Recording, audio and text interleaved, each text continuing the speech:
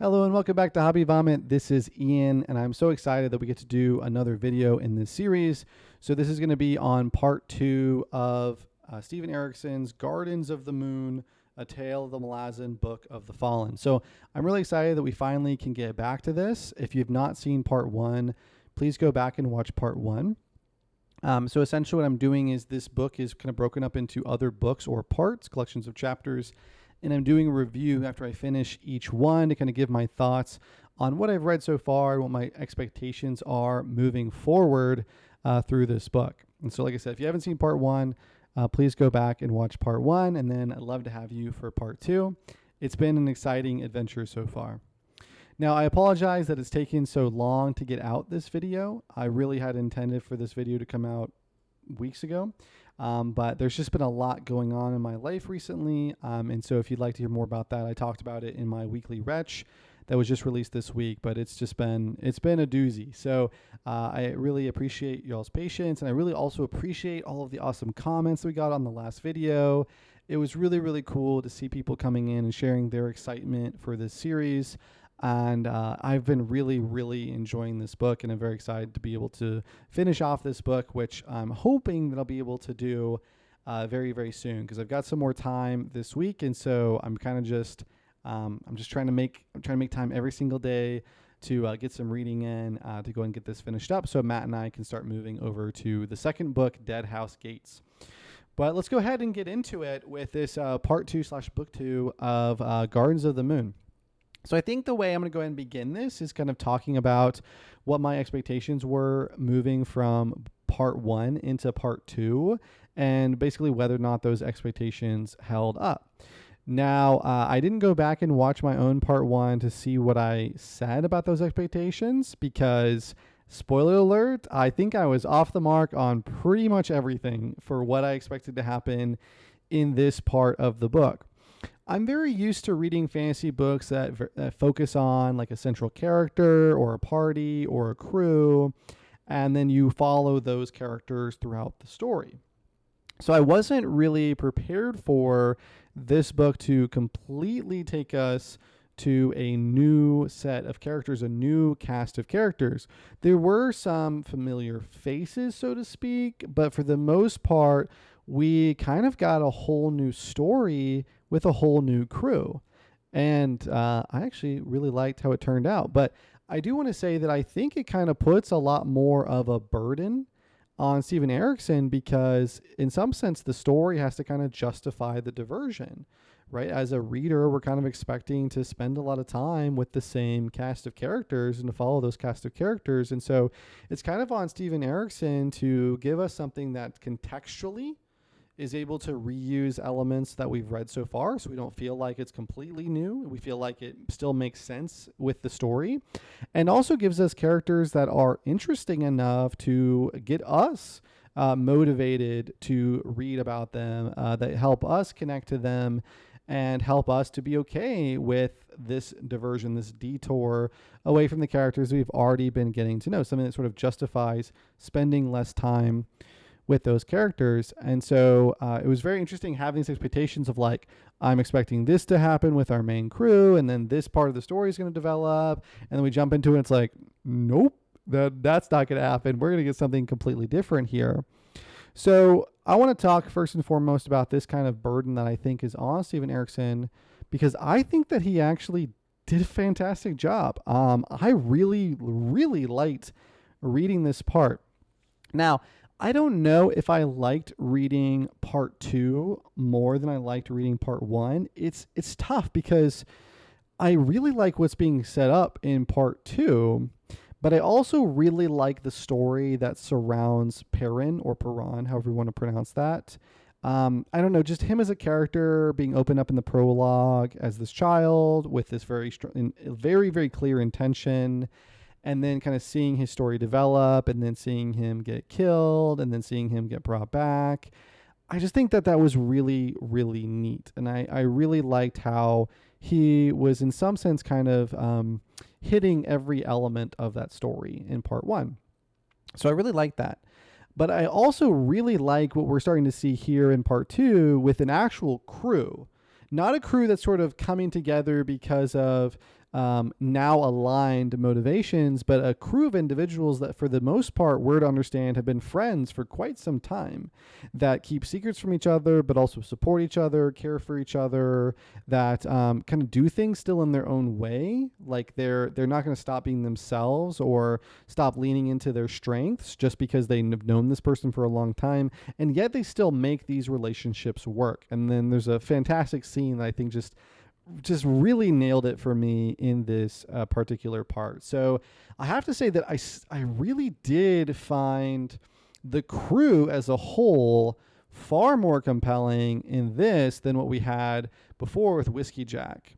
But I really like the character in Perrin, or Perron, again, how I pronounce that, and sort of how we get to see his story develop throughout that part one. So, so I would say that there's, it's kind of a mixed bag, but for the most part, I think that in terms of giving us something really interesting, a set of characters to be invested in, giving us a reason to want to continue to read this part, despite the fact that we're not continuing with those characters, I think he nailed it. I think that I would be absolutely fine now with part 3 continuing either of these two crews. I'm now torn. I'm like, do I want to read more about Perrin and Whiskey Jack, or do I want to read more about Crocus and Rallick and these other characters? I'm not sure. And I think that really, for me at least, shows that Steven Erickson did a great job with this part. It's given me 2 crews of characters that I'm really equally interested in reading more about. So I think it was definitely nailed. And then in terms of the burden of the context, it really did feel like what we've learned about the world so far from part 1 has helped us to situate what's happening in part 2. And so it was really interesting to see how there's this political strife, political turmoil in part 2, and we as a reader can follow along with all of it because we understand what's been happening because of part 1. So when they're, for example, in I can never say it, Daruchistan. Okay, I'm gonna have to just pull it up because I should have put the spelling down. It's literally like the name of the part. So I'll just go to the front of the book. I just can never say it. Daruchistan. I'm still probably butchering it, but we'll just go with Daruchistan. So with everything that's going on, so at the end of part 1, we're basically told that our crew in part 1, they're going to be a part of a sort of like an invasionary force, but they have a mission and they're going to have to go to Drujistan, which is essentially an enemy of the Empire and kind of one of the last standing cities that hasn't been conquered by the Empire. And so you can kind of imagine that for the Empress of the Empire, this is kind of on her to-do list, right? And so I'd expected actually for us to follow that crew and into Drujistan. So it's actually kind of fun that we get the tables turned a little bit, and it's like, no, you're not going to read about this crew going into Jerusalem. You're going to learn about a crew that already lives there, that already knows what that place is like, that's on the other side of this conflict, which I also, by the way, side note, but I also especially like that since I'm pretty sure that we do not like the Empress, right? Like, I don't like the Empress. To me, she seems like one of the antagonists in this story. She's in the background. We're not really seeing her. We've only seen her once, but it very much so feels like she is one of those antagonistic factors. And so we really shouldn't have much faith, right, in this war against the free cities, this war against Moospawn, this war against Drujistan. Like, we really do see this as the way that she's playing some game against the gods. And we don't know what that game is, and we don't know what she's doing or what motivations are just yet. But we see this conflict as a reader. We're supposed to see this conflict, it feels like, as something that's really putting a lot of strain on our characters, and it's putting their lives on the line. And so then to flip it to the other side, effectively the people who are going to be the defenders, not the aggressors, because the Empire is the aggressors. So to see it from the other side as these defenders, it's really, really neat to come to understand more about the people in the city that's about to come under fire. Now, on top of that, we also get to meet Crone, who this is great raven that works for, I can never say his name, Rake, who is essentially the king of Moonspawn, which we did see this epic fight, my favorite scene from part 1, this epic fight between Tassicrin and Rake, which is where we actually get sort of this reveal that, yes, Tassicrin is not a good person and is one of these other antagonists that Tattersail and Whiskey Jack ultimately oppose. Right. And so now our understanding of Moonspawn, our understanding of Rake, understanding of Great Ravens, all of this is helping us to understand some of these interactions that are happening in part 2. Our understanding of that conflict and the setting up of the crew going into the city helps us to situate the city in the sort of grand geopolitics of the story, and helps us to also understand, especially after, by the way, that fight with Moonspawn wasn't just about Moonspawn, right? Like, rubble rained down from Moonspawn onto the Pale. They went into the Pale and basically sacked the city. And that's a key factor here, because then we're going to see, right? We're going to see refugees coming from the Pale into Jerujistan. So really that conflict is helping us to really understand the political situation, understand the motivations of the councilmen, the motivations of the citizens, the natural anxiety and fear that they might have during this time. And so it feels like, in some sense, part 1 is the part 1, but to this story, it almost feels like they gave you a nice prologue, like a good backstory to everything that's happening in the situation. And I never once really felt like I was lost in terms of understanding motivations or context or politics. Like, it all made sense. I'm like, yeah, I get it, because I just read this, right? And so I thought that was really, really neat. And so I think in terms of the supposed burden that Steven Erickson might have in presenting this part, I think he did a phenomenal job. I really enjoyed reading it. I felt like I was able to follow along, and it was, I connected with the characters. So really, really awesome job there. And again, just gets me even more and more excited for the next parts. Okay, so some of the things I really love. I want to start off with my favorite scene. I'm going to try to keep this video shorter. I think I did way too much summarizing in the last one because it's just really, really gushing. So I want to just kind of focus on some of the highlights for me for this one. And I think the main highlight is going to be my favorite scene, which is it's done so well. We get all these sporadic characters, and we are getting like little vignettes into their lives, right? We're seeing Crocus as a thief. We're seeing Croup as this sort of very quirky, mage, very self-confident. We're seeing people like Rallick, this assassin, and his motivations, his vendetta. And so we're seeing these sort of sporadic characters, these vignettes. And then all of a sudden we get to this end of this vignette, and it just opens up now. After all the stuff's been going on, right? Crocus is nearly assassinated after getting involved in something that we still don't yet understand. Croup is having these crazy dreams. And then Rallick has just murdered a councilman, right? And all of a sudden now we're at the scene, and these guys are just like playing cards at a table in a tavern, and they're just joshing with each other, right? They're poking fun at each other, poking fun at Croup because he won't play his card. And it feels like something like out of like a Guy Ritchie film, like all these different storylines are all moving along, and then they all intertwine. And of course, we really don't know that any of these characters even know each other until exactly that moment when we find out, oh, actually, they're old friends.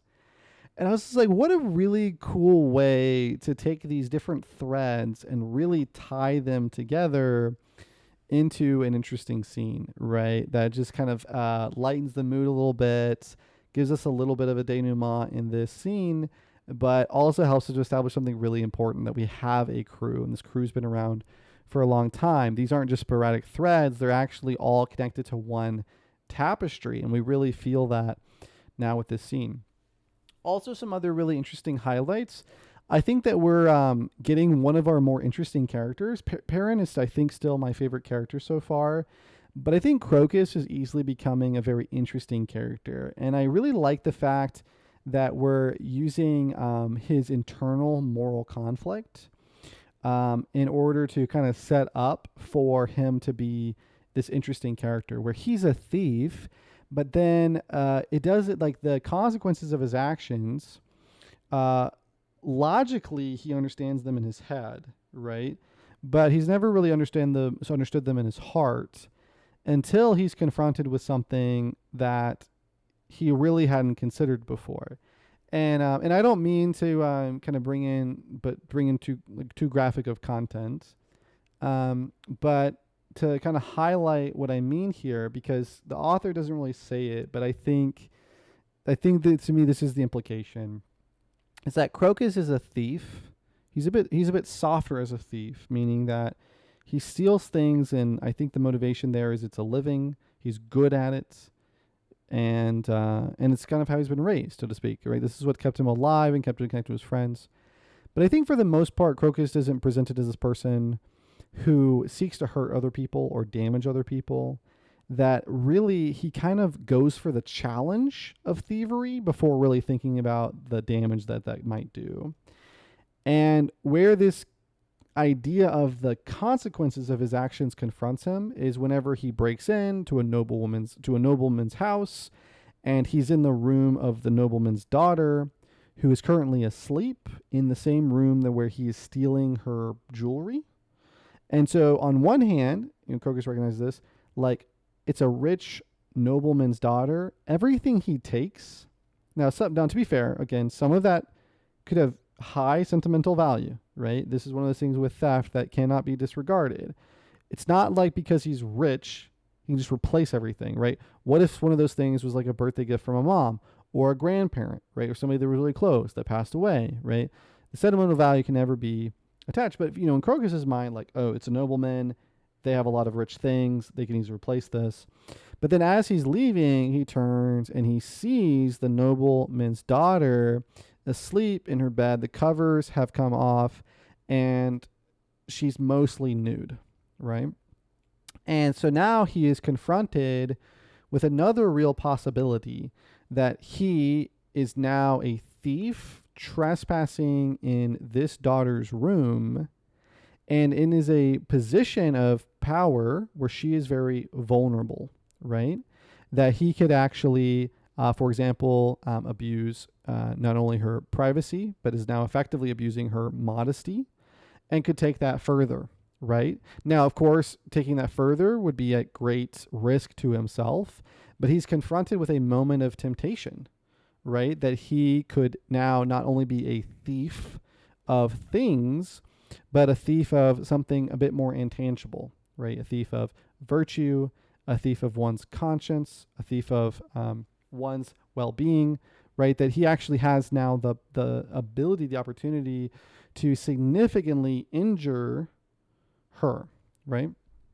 And of course, where this comes to the forefront is when he's walking on the street and then realizes that even though he saw this and then was like, no, we're going to leave, it doesn't matter. I mean, it does. It really does. But he realizes that his idea of, well, I didn't injure her, right? I just stole her things. It's like, no, I did injure her, because now she will always know that a thief broke into her bedroom while she was at her most vulnerable, right?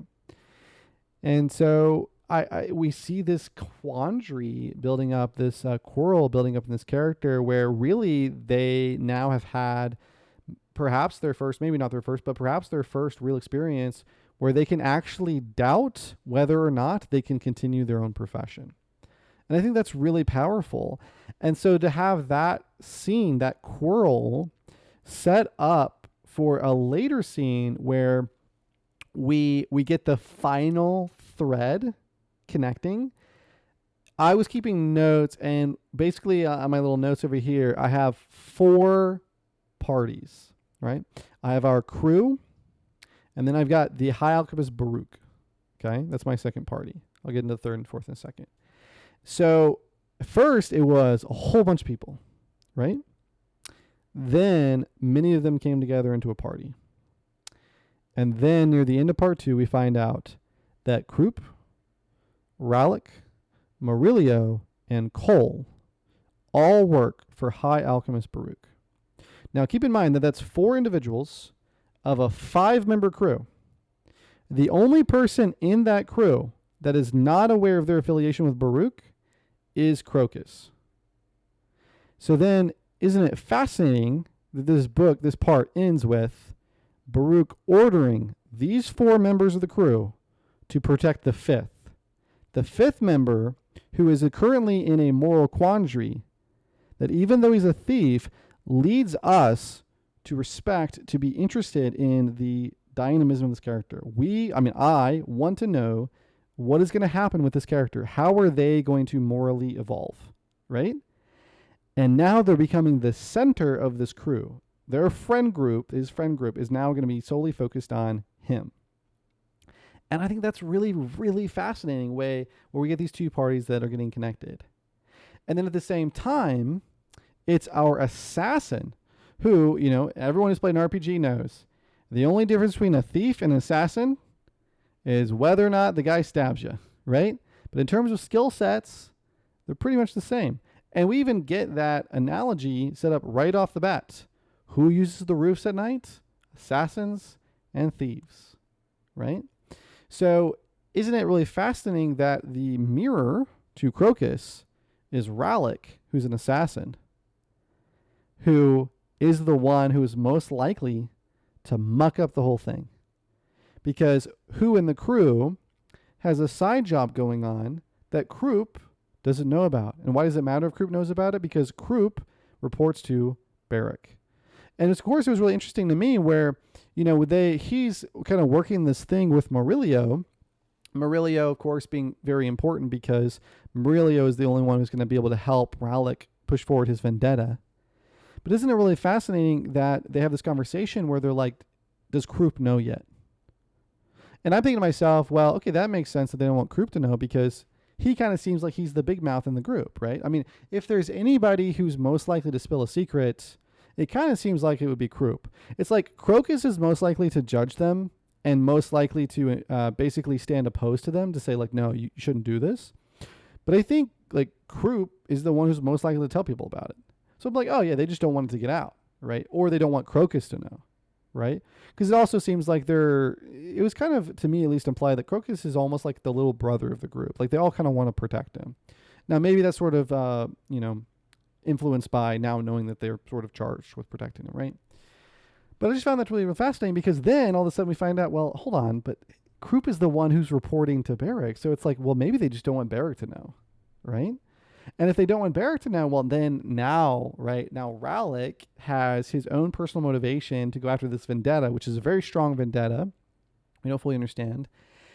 And he's also tasked with, protecting Crocus. So Rallick is in some sense, like in a way, like one of the bigger threats at this point in time to Crocus, because he may not be able to protect them. And in fact, he may actually be the reason why Crocus gets more heat.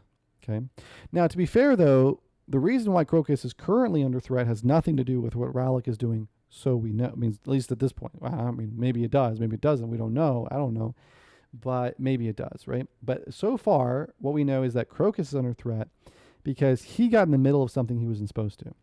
Guild members of the Assassin's Guild are being targeted and being assassinated themselves. Now, that's the same guild that Rallick is involved in, which is again how this might, his putting himself out there for this vendetta might again bring heat on Crocus, because it might lead to these people who are killing assassins going after Crocus. Now, why are they going after Crocus? Because he was a witness to their assassination. He was where he wasn't supposed to be when they killed some of these assassins, and so they go after him to silence him.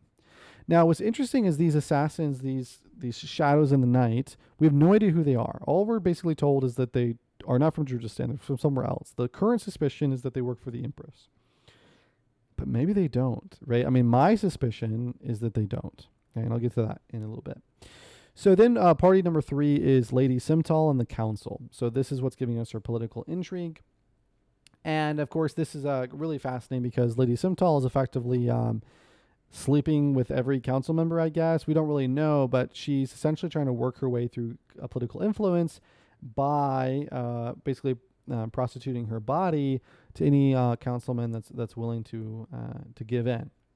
Which also, by the way, we kind of see that it seems to be the case that a lot of these political councilmen, this is kind of their thing, is like everything's political. Like marriage is political, wealth is political, who you sleep with is political, who you talk to is like everything's political with them, right? So they really don't have any bonds of any kind.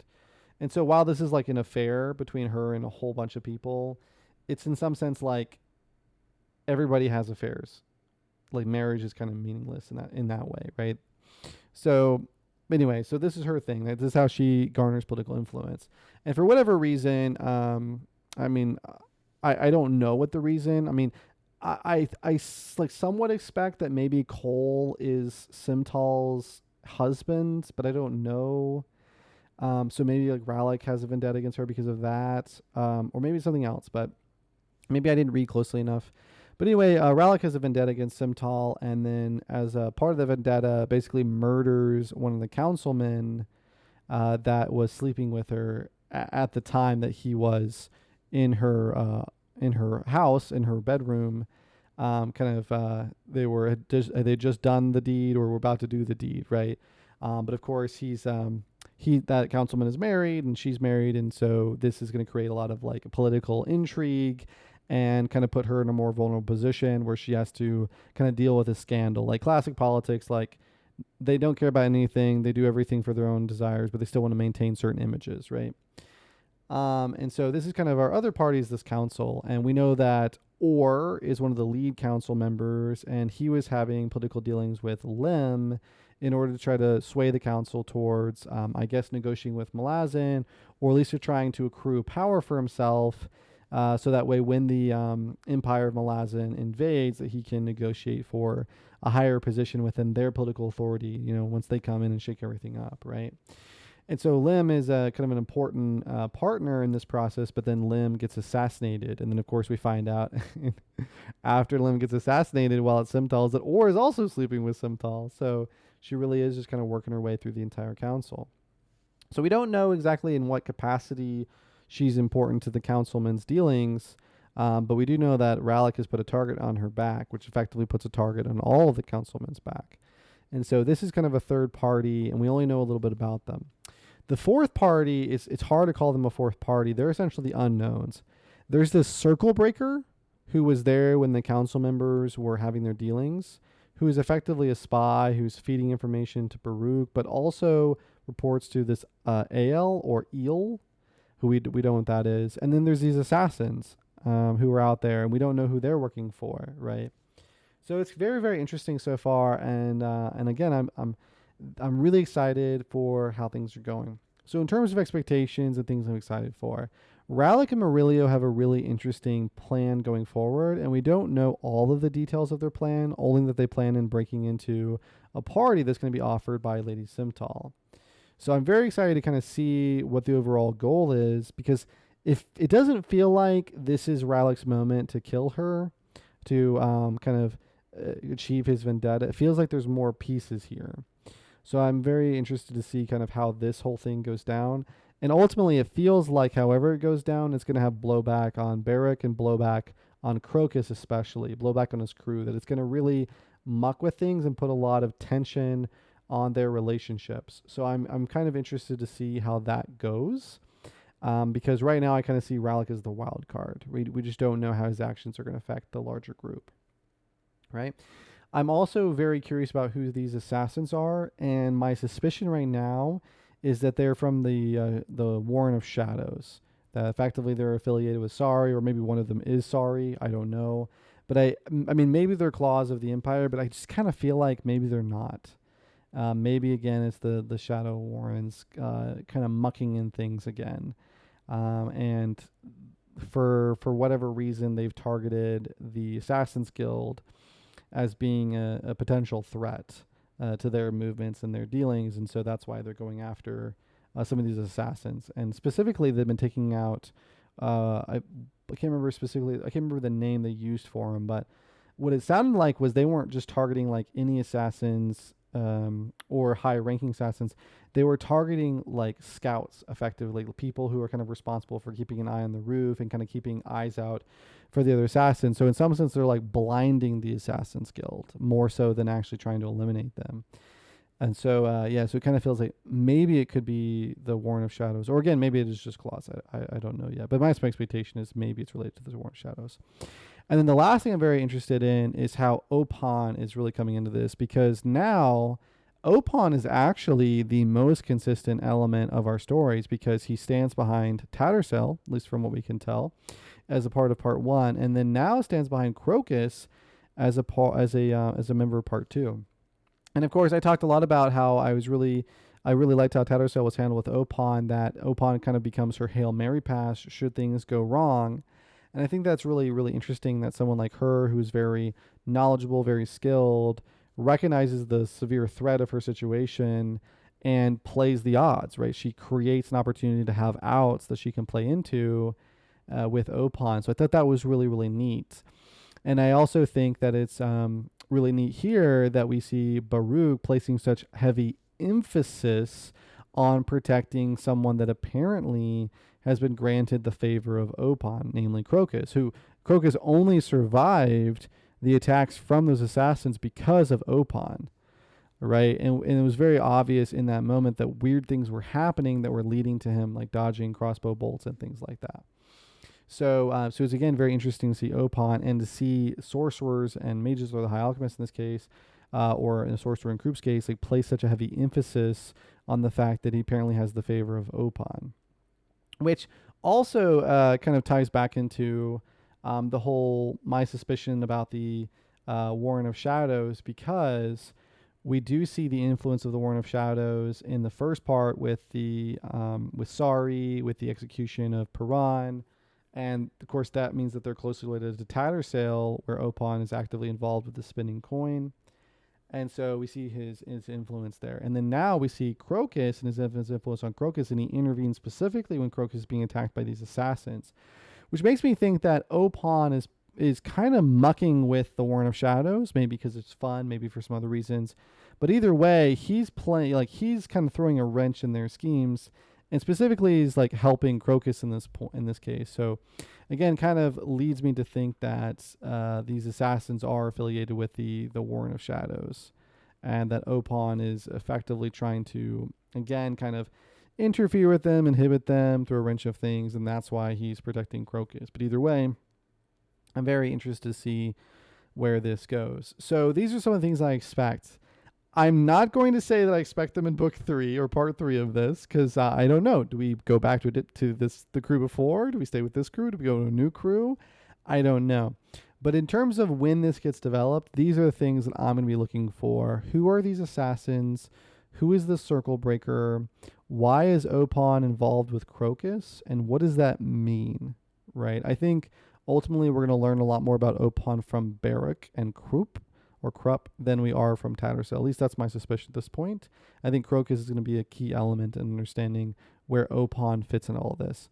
And I think that Perrin and Crocus specifically are going to be the ones that are going to help us to understand what's happening with these gods, right? These gods from these Warrens, and why they seem to be so interested in involving themselves in the world at this point, which I suspect largely has to deal with the machinations of people like the Empress, Rake, the King of Moosebon, and then Tassicrin, and maybe other things like Hairlock or things like that. I don't know. So I'm excited to see where it goes. But so far, really enjoying the book, and I was not at all upset about the diversion to this new crew. I think it's really added something special to the book. Still is really gearing itself to be my favorite fantasy book, perhaps of all time. And so I will let you guys know what happens in book 3 when we get there. But if you're reading it alongside, I hope that you're enjoying it. And if you've read it before, I know that some of you have come back to give your encouragement. And again, I thank you for those comments. It's been really awesome to see. And so I hope that that you found this fun as well, and that I've been able to provide some interesting insights. And I hope that you're getting some joy in where I'm off the mark, and where my expectations are totally gonna miss. And I hope that's kind of fun too. So anyway, it's been good, and look forward to the next videos very, very soon. So anyway, this has been Ian. This is Hobby Vomit. It's been so great to have you. Catch you later.